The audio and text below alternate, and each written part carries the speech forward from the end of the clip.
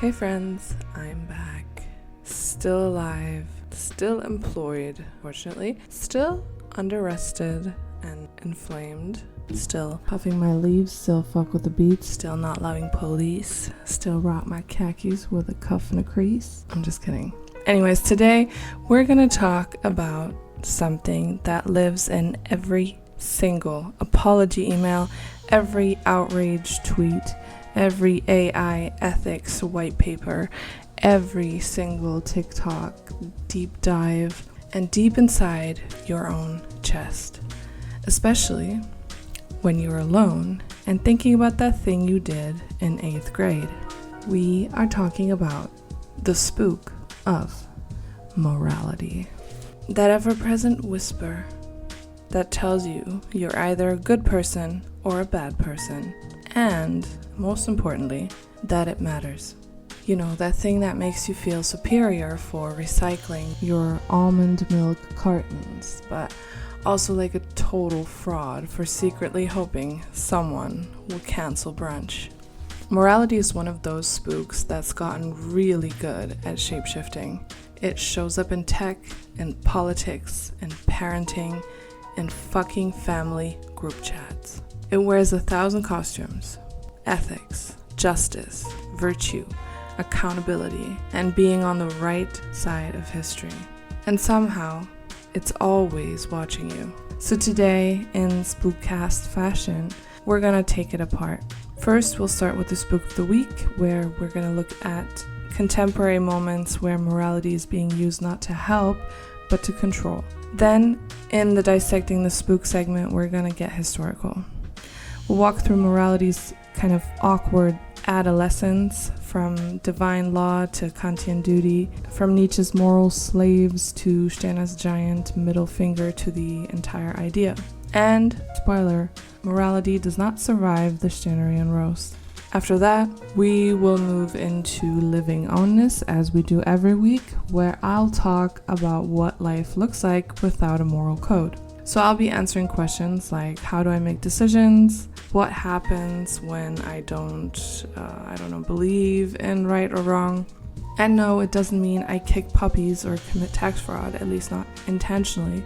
Well, maybe even not intentionally, to be honest. Either way, it means I own my choices. I don't pretend they were handed to me by some universal rule book written in the clouds. But more about that later. And then finally, in our Spotlight segment, we'll be diving into a juicy academic essay that tackles Stana's ideas on morality, which I was allowed to spotlight in the Creative Nothing Sign. And, either this, the only thing I'm gonna say about this essay is that it either totally gets it or it hilariously misses the point. But we will find out together. Anyways, first, let's get into it. Let's look at where the spook of morality is showing up right now. So like Silicon Valley sermons, in corporate values, in online callouts, and even in how you talk to yourself when you screw up. So, let's go. So friends, this is a world that still insists I'm either good or bad, even though I'm just tired and trying not to burn dinner. So today, we're gonna hunt a ghost, right? We're gonna look at a real classic, one that's haunting everything from AI policy docs to your private roommate feud. So, morality is back, and it's wearing a high-tech bodysuit made of Silicon Valley virtue signaling and tech bros with ethical alignment manifestos. It's the headset the AI people wear while stroking their egos and pretending to care. So let's start with an example. A bunch of companies, OpenAI, Google, Anthropic, have kind of slapped ethics, safety, or alignment in front of everything they do. So they've got entire teams dedicated to framing AI development as like a moral mission. And honestly, why not? If you paint yourself as the savior of humanity, then investors open their wallets, right? I mean, it seems reasonable to do that. But here's the message that they love. We're developing responsible AI. We care about societal impact. We want to do good. Who doesn't want to do good, right? I mean, it sounds noble, but like most spooks, it's insidious. And that has something to do with performance versus reality. So on the surface, ethics means we promise we won't build killer robots without oversight. And underneath, it means we can control the AI narrative and you, so the consumer, and keep regulators at bay. So it's moral posturing wrapped in marketing. So they get to say, look, we are the moral tech. And meanwhile, underneath, there's data extraction, opaque algorithms, centralization of power, and all that. So it's like giving a kid a gold star for being nice while they just finished smashing someone else's Lego set and, I don't know, stealing a baby's candy. So, there's a nice, like, morally sanitized brand, but there's kind of shit behavior underneath. Anyways, let's flip over to Twitter. Sorry, X. And you've got, like, a constant moral firestorm, So one retweet is enough to ruin someone's life, essentially. And every minor screw-up turns into a moral trial by fucking candlelight. So it's like, how dare you refuse to recycle plastic, you monster? Or you don't drink almond milk.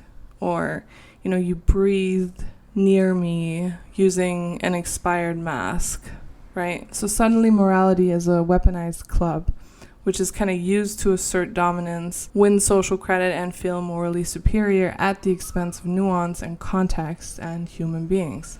But it's paradoxical because people feel powerless in reality, but unbelievably powerful in digital moral rituals.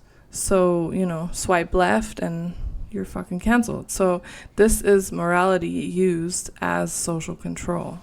Now, what if we switch to like workplace ethics, right? So let's look at LinkedIn. So your feed is full of ethical corporate crusaders. There's like diversity and inclusion officer breaking glass ceilings, or AI ethicist holding the company's conscience, or chief purpose dude aligning profits with planetary justice, whatever.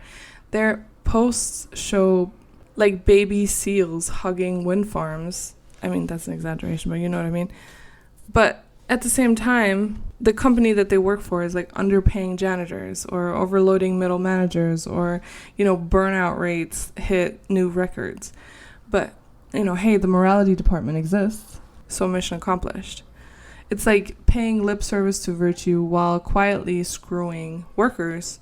So morality essentially becomes PR instead of responsibility. And, that's just branding. But let's go to like the biggest stage, which is politics. So every side says we are right and they're evil, or, we are right and you're evil. And what media does is it amplifies this. So morality kind of morphs into a sword, which is like used to slash opposition into neutered submission. So there's candidate A, right? You're against human dignity if you vote for them. Candidate B, they're attacking family values, which is like the very foundation of civilization, blah, blah, blah. It's not about economics, policy, or shared solutions. It's about who owns the holy moral high ground. And your vote becomes a moral confession. So you're either clean or you're polluted. But, welcome to moral power wrestling. This is the name of the game. The winning move isn't ideas, it's claiming moral supremacy. And ultimately, all that external moral pressure bleeds inward. So do you ever feel guilty for binge watching instead of pursuing productivity? We talked about this last time. You feel guilty for eating carbs? Dropping your kid off at daycare while you just kind of take a day off? Or, having unfiltered emotions every once in a while? That voice inside of you, this like inner moralist, becomes a tyrant too, because it whispers things like, you're lazy, you should volunteer more, you should never say that again, type shit, Spook's never just outside, you carry its ghost, its spirit inside of your skull. So what's the common thread?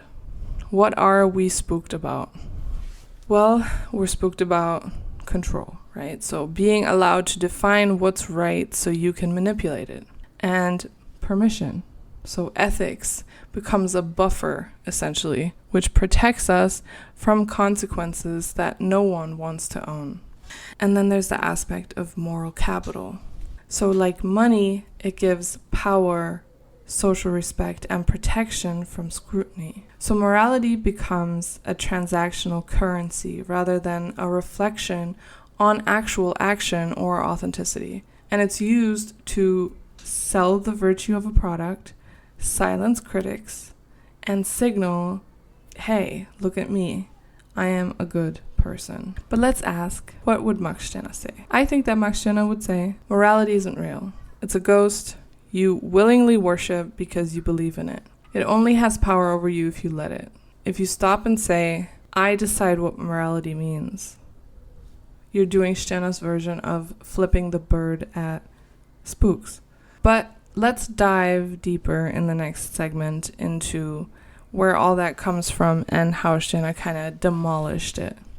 So let's ask the following tough questions. Are we thinking for ourselves? Or are we repeating moral slogans? Who really benefits when we cling to moral high ground? And what happens when we refuse to obey spooky-ass moral commands? So friends, think of a moment this week when morality whispered in your fucking ear, maybe like that time you self-flagellated for not attending some work dinner or something, or that morning you judged someone for the disposable coffee cup, or that moment you ghosted someone for saying the wrong pronoun. What was your real instinct? Was it conformity? Was it fear? Was it shame? Or was it strategy? Stina doesn't say be evil. Okay, Stina says own your influence, make your deals, choose consciously, but don't be blind to whose rules you're following. Next up, we dissect the historical lineage of this spook. From pre-modern church ethic to the categorical imperatives you never asked for, and then the moment where Stina ripped its heart out. Let's do it.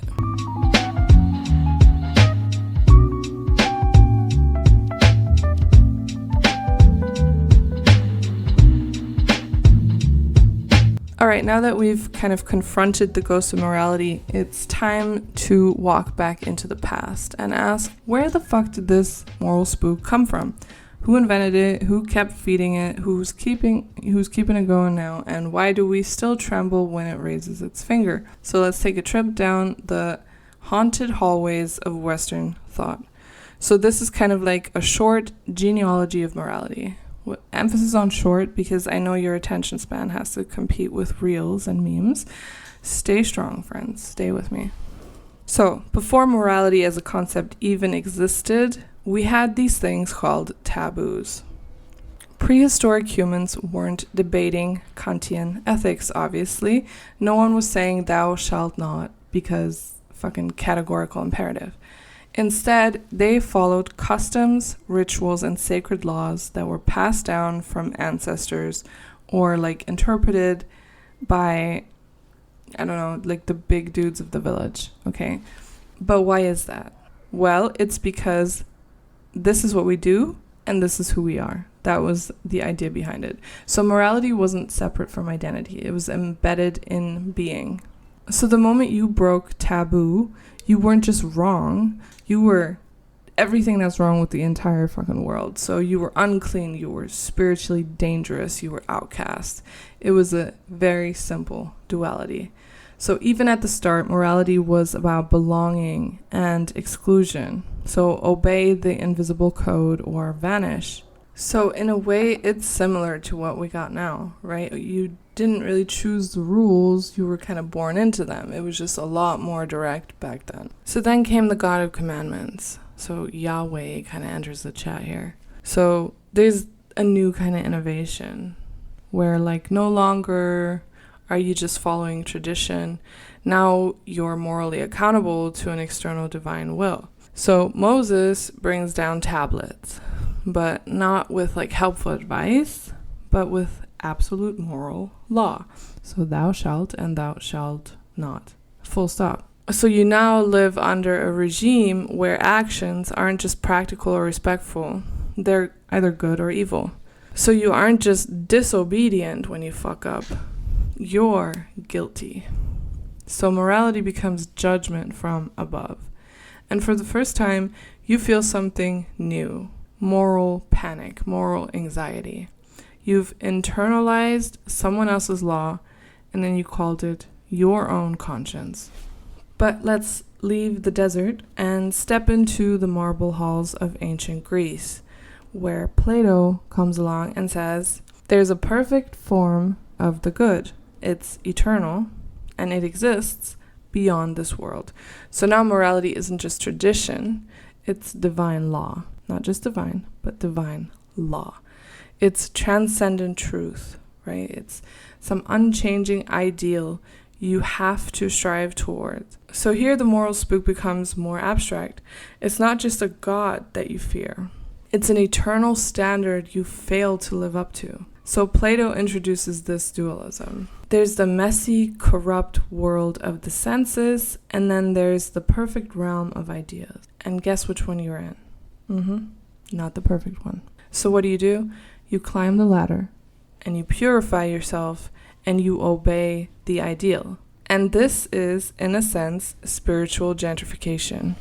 So you kick out the messy, sensual parts of yourself to make room for the clean tenets of virtue.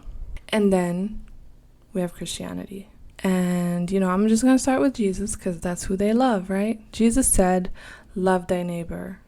And then the church said, obey us or you will burn in motherfucking hell. So Christianity absorbed Platonic transcendence and Hebrew law and added something spicy, which is guilt as identity. So you're not just a sinner because you sinned. You sin because you are a sinner. It's in your nature. It is your nature. And only through obedience and confession and submission do you find redemption. So you don't just follow morals, you become moral or immoral. So good and evil are no longer about action, but about essence. And this is the true birth of the moral subject. And then, as we have to do in Western philosophy, we fast forward to enlightenment. So God's dead at this point, or at least like in the process of dying, and we need a secular backup plan for morality because oh my God, what's gonna happen if they don't have God anymore? It's gonna be chaos. So enter Immanuel Kant, the most well-behaved man in philosophy. Kant's project was this: even without God, morality has to be objective. It has to be rational. And it has to be universal. So he invents the categorical imperative. So the idea is something like act only according to that maxim whereby you can, at the same time, will that it should become a universal law. But what the hell does that mean? So basically what it means is pretend you're like a CEO of reality. So every little thing that you do, ask yourself, what if everyone did this all the time? So Kant's vision is noble in a sense, but it's also a little bit unhinged if you think about it. Because you're now forced to be a moral bureaucrat, calculating like the cosmic legality of your every impulse. There's no room for desire, there's no room for context, there's no room for play. It's just duty, duty, duty. It's the moral IKEA manual of modernity. It's dry and you probably will build it wrong.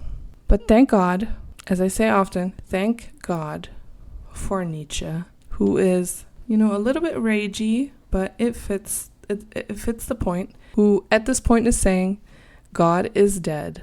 Okay, God is dead. And you, moralists, are the one who killed him. So Nietzsche exposes morality not as objective truth, but as resentment made metaphysical. So he says the good used to mean powerful and noble and joyful, but the weak, which is unable to fight the strong, has rebranded their power as evil and their own weakness as virtue. And this is what he calls slave morality. So the ethics of the powerless are made into like a gospel here. This is like a revenge fantasy disguised as humility. Okay, so morality is not truth.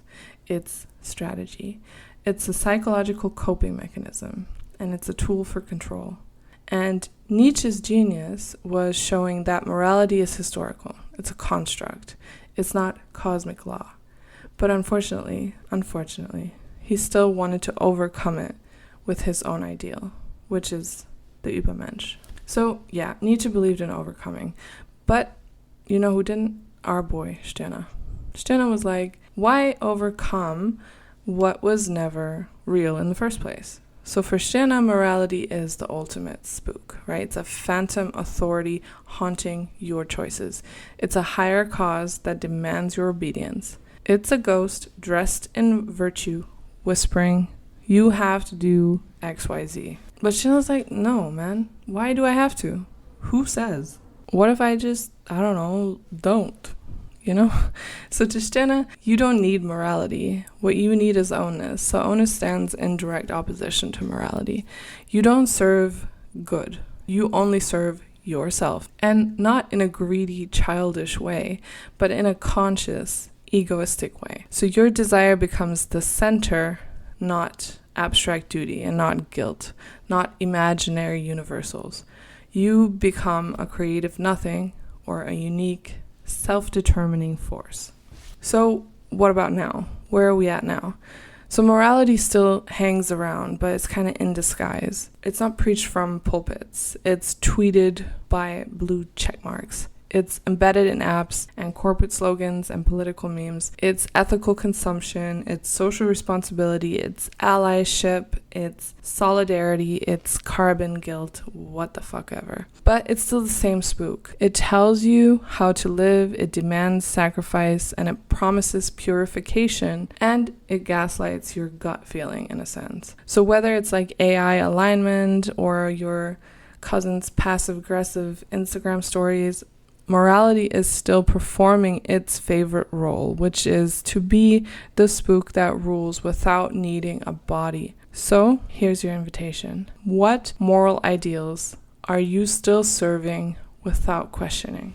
Ask yourself this. Is it productivity? Is it authenticity? Is it purity, goodness, wokeness, wellness, masculinity, femininity, humility, transcendence? What if all of it is just, like Stirner says, a fixed idea in your head?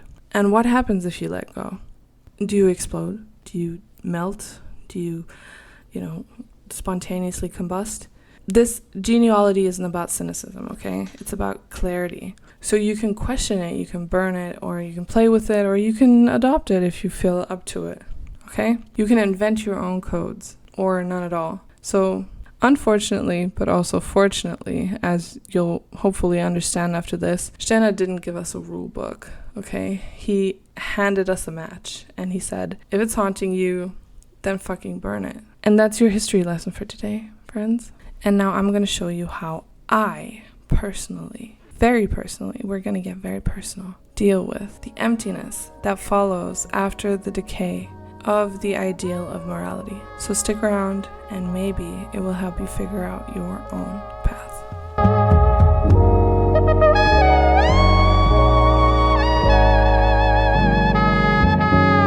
So I want to start this part by being really, really, really honest. There's a kind of loneliness that comes with living outside of morality.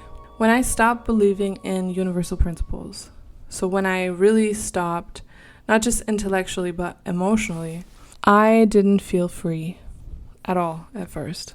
I did feel sort of untethered, but it was more like I was falling through some kind of ethical silence. Like there was no compass, right? There was no good person points. There was no higher self to strive for. It was just me and like the raw, ugly fact of my existence.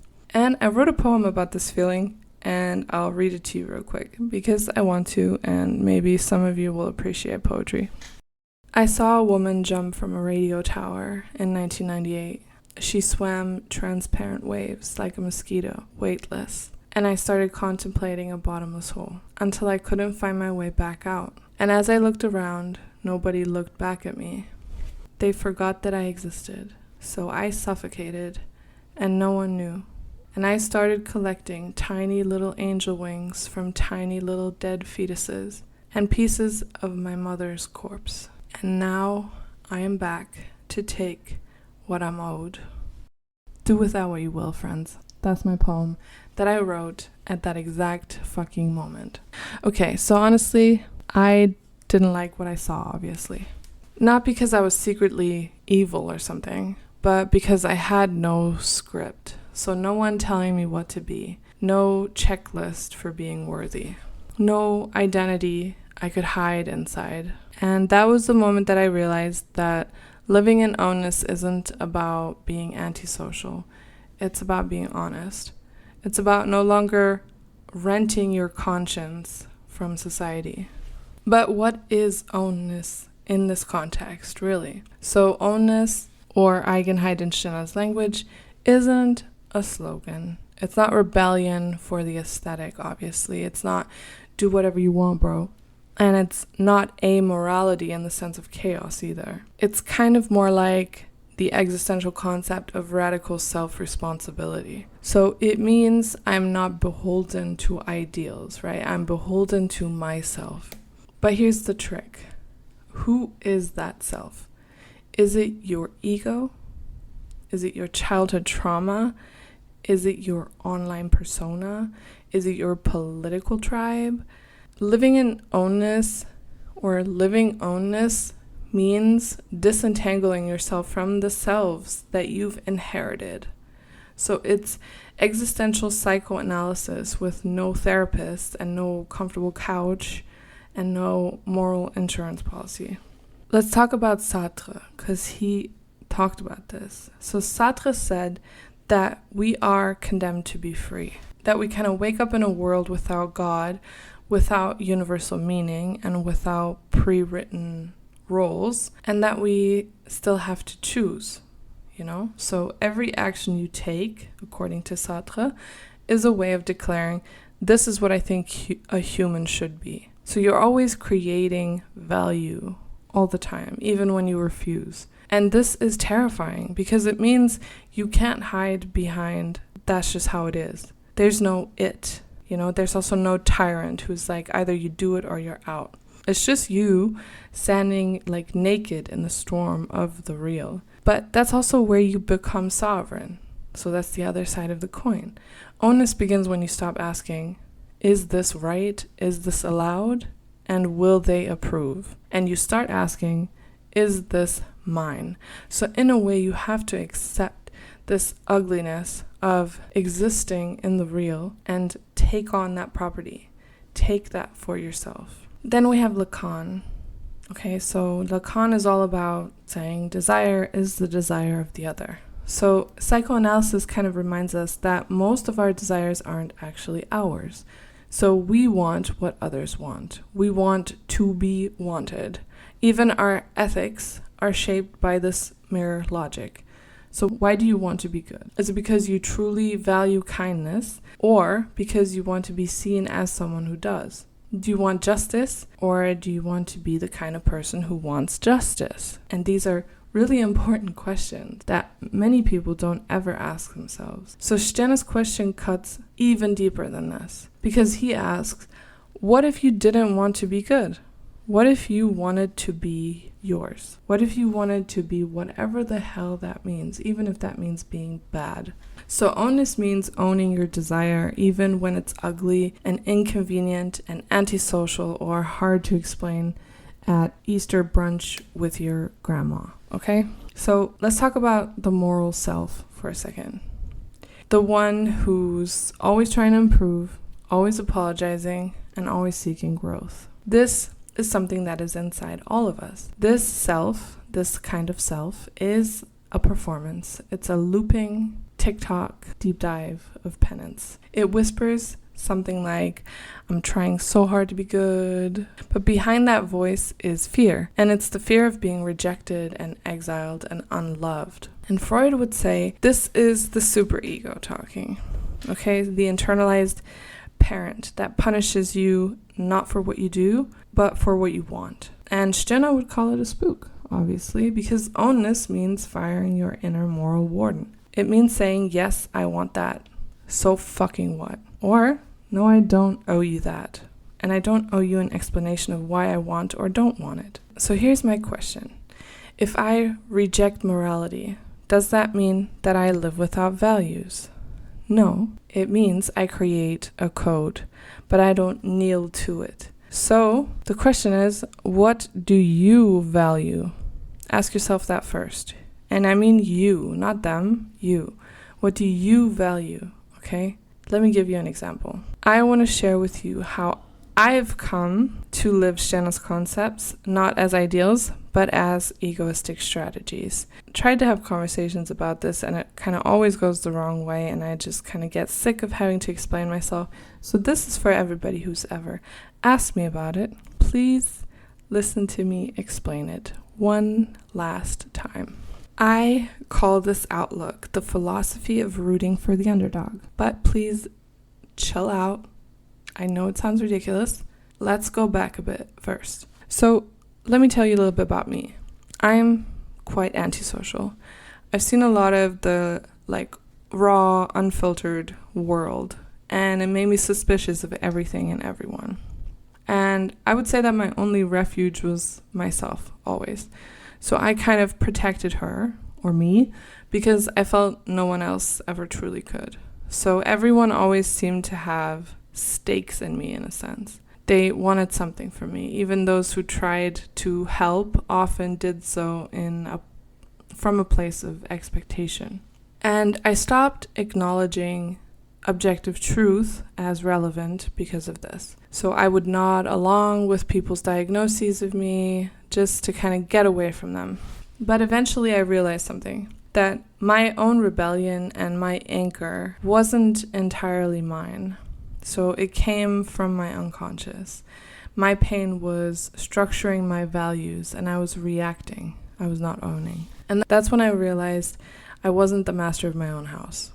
So this is Stjärna's concept of spooks in action. It took painful introspection to understand that my rage wasn't righteous, and that the people that I hated were dealing with their own shadows. And with that realization came something I hadn't truly felt before, sadly enough, which was empathy. But not empathy as virtue, but empathy as an act of ownness. And that changed how I saw manipulation. It changed how I saw harm. Not in a moral sense, but in a personal one. So if my manipulations hurt others, they came back to haunt me, because the world is intersubjective and, not a solipsistic void. That's when I started to feel the kind of contours of what Stjärna calls the union of egoists, which is, not as an ideal, but as a strategy for navigating the social moment.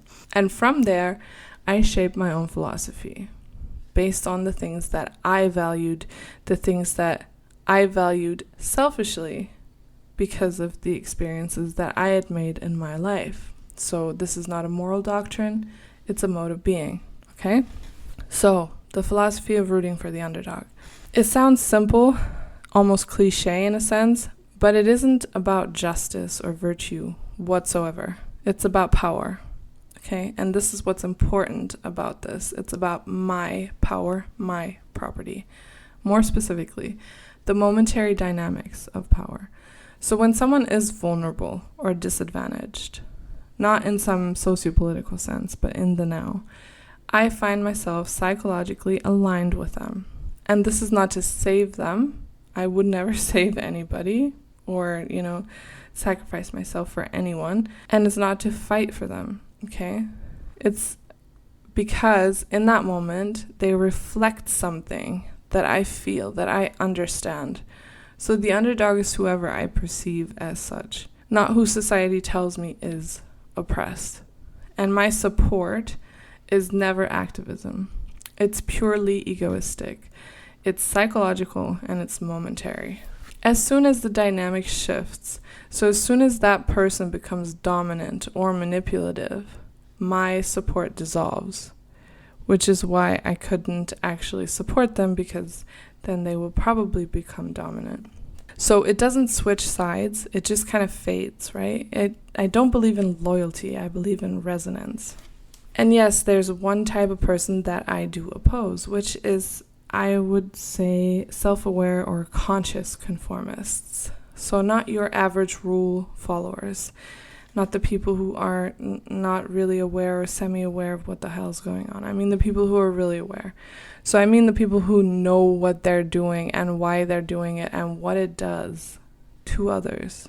And they do it anyways. So the ones who see the game, because I see the game, and then they play it in opposition to my game. Not out of ignorance, but choice. And I don't hate them. I don't see them as evil.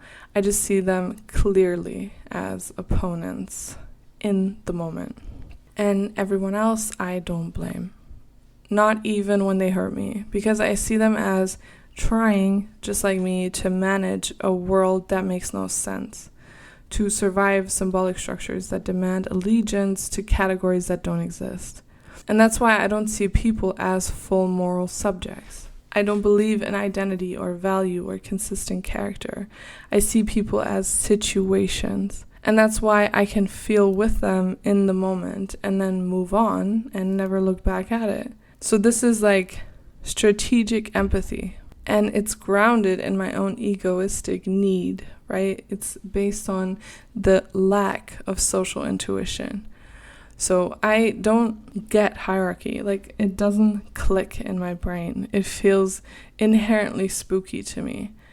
I don't understand what people mean when they play roles. So when someone is vulnerable, I resonate. And that's all it is. That's when I can act, right? Not morally, but authentically, which is the only type of action that I can do other than putting on a complete mask. So let me leave you with this thought. There's no good in this world. There's no justice. There's no freedom. There's nothing. There's only you, your lack, your desire, and others, and each kind of stumbling through the same void. And what you do with that is up to you. But for me, my philosophy is I root for the underdog. In the moment, strategic empathy. Not because they're right, but because for a moment, they are vulnerable. And I get that. Alright, so what does all this mean? Well, it means choose your moral code. What the fuck ever it is, dude. Whatever it is. Whatever you truly value. Whatever resonates most with you.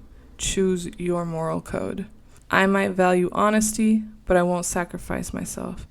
I might care about kindness, but not as an obligation, only as a gesture of my own taste. I might resist cruelty, but not because it's bad, but because it's not mine. So in Trinitarian terms, I am my own. I act from my uniqueness. Not from guilt, not from duty, not from fear of being labeled toxic or problematic or unvirtuous. I act because I choose to. And if I change, then that is mine as well.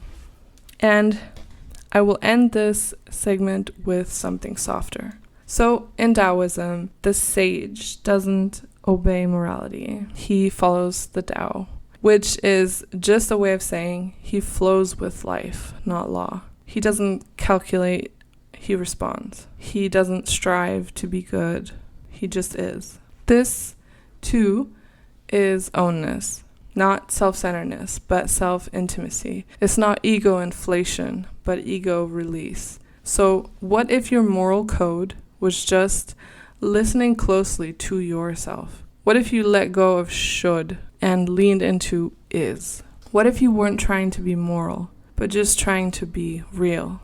So here's your mirror. Where in your life are you still playing a moral role? Where are you performing the good friend or the responsible activist or the humble lover or the emotionally available adult? And what would happen if you dropped the act? And I don't mean with cruelty, but with clarity. What would your actions look like if they came from you, not from trauma, not from ideals, not from all these spooks, okay? Just from you. So as we always kind of conclude in this segment, living ownness is difficult. It's not easy. You will lose friends. You will confuse people. You'll disappoint spooks you didn't know you were still trying to impress. but you'll also feel something else, something new. A kind of quiet heat, in a sense, a pulse that says, this is mine, and I choose this, and I'm accountable for this, and I live this. So that's the taste of ownness. Before I end this, I just want to briefly get into the critiques of this stance or this approach to morality. One of the most common critiques of Sterne, altogether, is that he's just a nihilist, right? That if we actually lived without morality, like if nothing is sacred, then society would collapse into chaos. So just violence, disorder, anarchy, just a bunch of egoists running wild. So no rules, no care, just pure selfishness. But that is a misread, because Sterne's egoism isn't about like Joker mode anarchy type shit. He's not saying do whatever you want, who cares? He's saying act for yourself, because it would be insane to say do whatever you want, who cares, because the egoist of course is going to care, because they want to do what they want to do, and people inherently limit each other. So what he's saying is act for yourself and then own it. So don't hide behind morals or ideologies or causes. So if you act cruelly, that cruelty doesn't disappear, it stays with you, it becomes part of your world, and you have to carry it, and you have to carry the burden of it.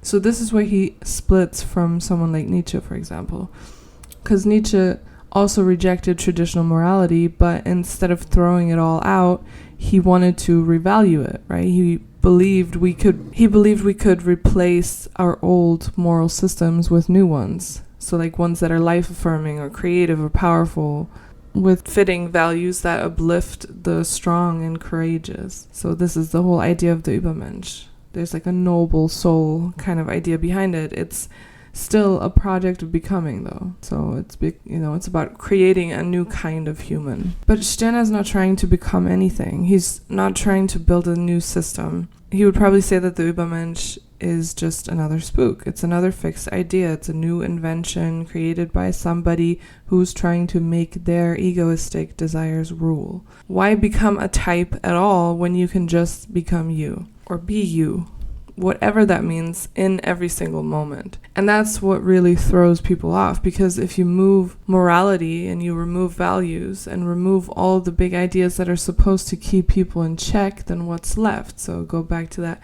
silly little poem that I wrote. You are what's left, this is what you are. This is your consequence, your responsibility, your agency, and not in a moral sense, but as someone who takes full responsibility for what they want, what they do. So Sterne is not saying there are no consequences. He's saying there's no higher court to judge them. So if you betray people, if you act violently or cruelly, then that doesn't just vanish. It rebounds in most cases, because other people aren't going to accept the fact that you're just running around being cruel. So this lives in your world now.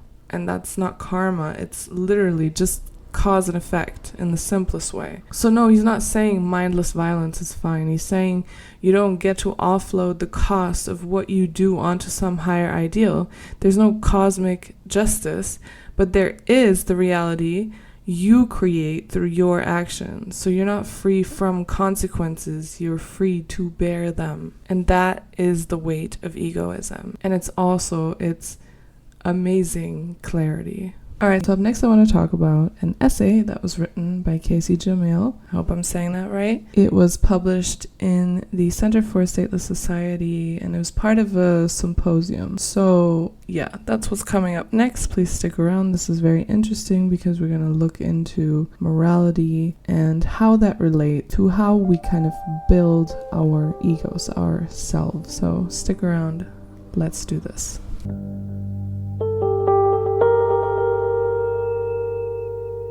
So first, let's talk about Cayce. Cayce Jamil got his PhD from the University of North Carolina at Charlotte. I'm just reading this, by the way.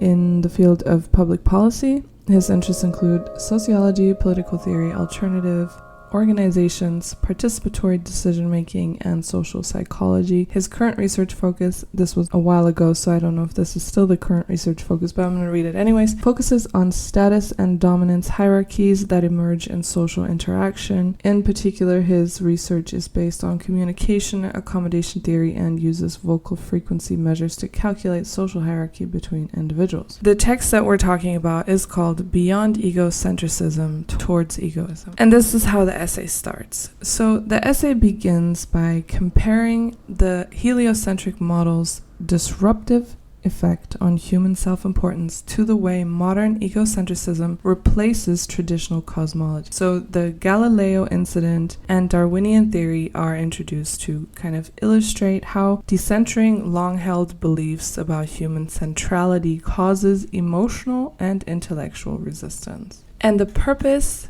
is that it kind of sets up the framing that egocentrism, just like geocentrism, is a worldview centered on a particular fixed position, but now the self kind of replaces Earth as the center. So now I'll tell you a little bit about the structure of the essay. So first there's an introduction that I already told you about, and then we have the analysis of egocentrism. So there's a description of egocentrism as a self-contained, separate, closed case self. And it explains how identity is fetishized and sacredized and defended like religious belief. And then it shows how this leads to alienation and narcissism, both individually and socially, through, things like celebrity culture, echo chambers, political stuff. The next part is all about the historical development of the concept of self.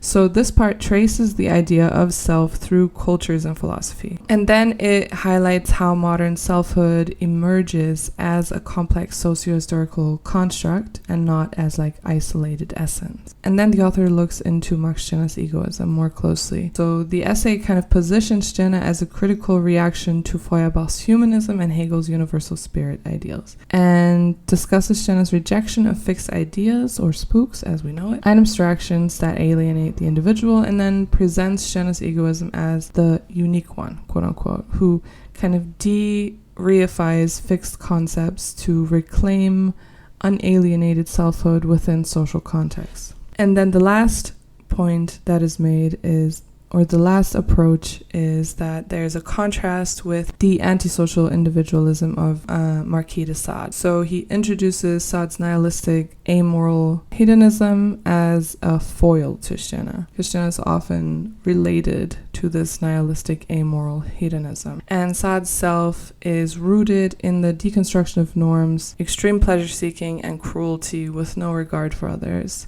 which is an antisocial extreme of individualism. And that is then contrasted with Stirner. So the key points and arguments of the text are, so first of all, egocentrism as alienation. So egocentrism arises from alienation, where the self is idealized and fixed inside a closed case, which kind of leads to distorted self-reflection and separation from the social world. Then the next argument is that egocentrism fetishizes identity. So identity claims become sacred and defended against critique, which fosters narcissism and social division. So the social world is misperceived as just a collection of isolated egos. The next key point is that the self is socio-historically constructed. So the modern notion of selfhood is not universal or eternal, but evolves historically and is embedded in social relations and language and culture and power structures and stuff like that. The next key point is that Stirner's egoism is liberation from fixed ideas. So he talks about how Stirner critiques the reification of abstractions that kind of alienate the individual, and he explains how egoism advocates a more fluid and self-determining individual who rejects these spooks and claims autonomy. And then the last argument that is made is in the contrasting between Stirner's egoism and Sade's hedonism. So Stirner's egoism is considered amoral in the text, but it's also considered socially aware. So it rejects alienation, but it doesn't dismiss society outright. And Sade's individualism is nihilistic and antisocial, and it's focused on pleasure through transgression and domination, which presents a more self-destructive and extreme narcissistic perspective, which doesn't align with Shtena's egoism. And I would say the last argument is maybe that social context matters. So despite emphasizing individual autonomy, he claims that Shtena acknowledges the socio-historical shaping of individuals, but kind of insists on rejecting imposed fixed ideas to regain authentic selfhood. So altogether, I would say that the essay kind of carefully moves beyond a simplistic egocentric view where the self is a fixed, isolated, and alienated center, and it kind of moves the idea of the ego to a more complex, egoistic structure as it is proposed by Shtena. So in this egoism, the main point of it is to reject abstract, fixed ideas that imprison the self, but doesn't dissolve social reality altogether or embrace nihilistic amoralism in a hedonistic sense. So Shtena's egoism basically opens a way for authentic, self-conscious individuality that is self-determining within and also against socio-historical structures. So it kind of takes one of the main arguments against egoism and it kind of tears it apart. And I actually really like that about this essay. So I think it really offers a sharp, historicized dismantling of what many of us today think of as being an individual. And it also offers a sharp critique of the critics of Shtena's egoism and kind of maybe lifts some of the misunderstandings. So the essay's genius kind of, for me, lies in not just drawing a line between egocentrism and egoism, but also in exposing how the modern self, in all its sacred vulnerability, has become a spook of its own making. So Jamil, so I'll go into that a little bit more. So he begins with Norbert Elias's provocative suggestion, which is that after the Earth was decentered by Copernicus, the self has moved into its place. So we've replaced geocentrism with egocentrism, and that's not because we understand ourselves or something, but because we've been alienated from ourselves. So the egocentricist, according to Jamil, is trapped in a closed case. It's like a walled-in identity that has to be adored and verified and shielded from anything that threatens its fragile integrity. So this is not freedom. It's a prison of mirrors. So we've traded God for self, right? But the self that we worship isn't actually our self. It's a fetishized version of who we're supposed to be, which is how morality has come about in a sense. So this is a moral, coherent, respectable self. And it's one that has to follow the rules of identity politics and social virtue and whatever performance, authenticity, that kind of shit. And then in the next part, the text kind of goes, talks about how just like religious objects, the egocentric self demands reverence. But this worship actually comes at a cost. So this is where Norbert Wiley comes in. So Norbert Wiley notes that when one fragment of our psyche begins to masquerade as the whole, then the self's ability to reflect, so its reflexivity, becomes damaged. So we become possessed by spooks, fixed identities. So I am an introvert, I am a survivor, I am an empath, I am morally good. So these are not reflections, they're masks pretending to be mirrors. Then the part about the historical construction of the self is really fascinating because he kind of walks us through history's patchwork of personhoods. So from the I construction to the Roman persona, through Descartes' mind-body split. And one thing that we see over and over in all of this is that the self is never just there. It's always made. It's always constructed. It's shaped by language, by law, by theology, by psychology, by morality, whatever. And that pesky little compass that insists some selves are good and others are less so is a side effect that is always there. It's always come alongside this historical construction. And then finally we look into Shtena's approach, which is in the text considered, different and unique. So to Shtena, all fixed ideas, God, say, humanity, self, are spooks. They are phantoms that possess us. They demand our loyalty and they drain us. They drain our vitality. But among the most insidious is morality. So morality masquerades as guidance, but it functions as domination, and it demands you to be good, not for you, but for some external ideal. But it ensures that whatever doesn't fit is labeled immoral and sick and inauthentic. So your desires are dangerous. Your contradictions are corrupt. But Shinna wasn't calling for us to be immoral. He was calling for something far more radical, which is amoralism. But amoralism has to be contrasted with these other forms of like moralism, right? So, or like anti-moralism, which is represented in the text in Marquis de Sade's hedonism, his antisocial hedonism. So this distinction is really important. Sade says, destroy morality by doing the opposite. Shinna says, destroy morality by not playing the game at all. So where Sade wants to reverse the script, Shinna wants to burn the stage. So egoism isn't selfishness. It's not cruelty at all. It's the deconstruction of the very idea that you need to justify yourself to some higher code, even if that code is freedom or kindness or justice. So this is the trap.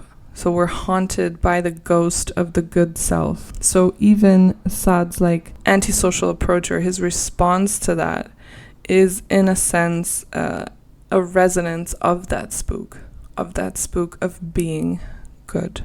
So what Shinna and Jamil both kind of push towards is not a moral revolution at all, but a reclamation. So egoism isn't about asserting dominance, it's about owning yourself without owning up to anyone. So the egoist doesn't follow society, but they don't reject it either.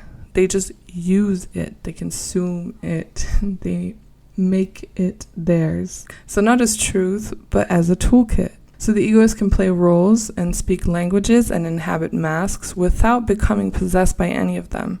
And the egoist kind of laughs at the idea of being good because being good is not the same as owning something. So Jamil's essay doesn't just chart a path from egocentrism to egoism, in my opinion. It shows us that we've been too scared to admit something, which is that the morality or the whole system of guilt and virtue and aspiration is the last great spook. And that to truly own yourself, we have to let go of the need to be good, right? Not to become evil, okay? Because going against something is still being part of it, but to become our own. So yeah, I highly suggest this essay. I think Jamil doesn't offer like hollow encouragement or trendy detachment. He names this ache, right? He names this ache directly and then asks us not to numb it, but to explore it and to own it.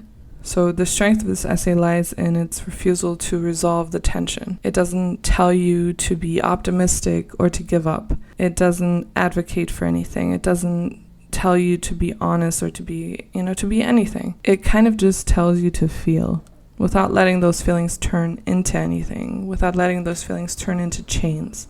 So to act, not because the world deserves it, but because you do. So reading it kind of reminded me that numbness isn't peace, and that becoming yourself is not about distancing from pain, but about integrating it, but to do that without letting it define you. All right, friends, I am done. I am gonna go find something else to obsess over now.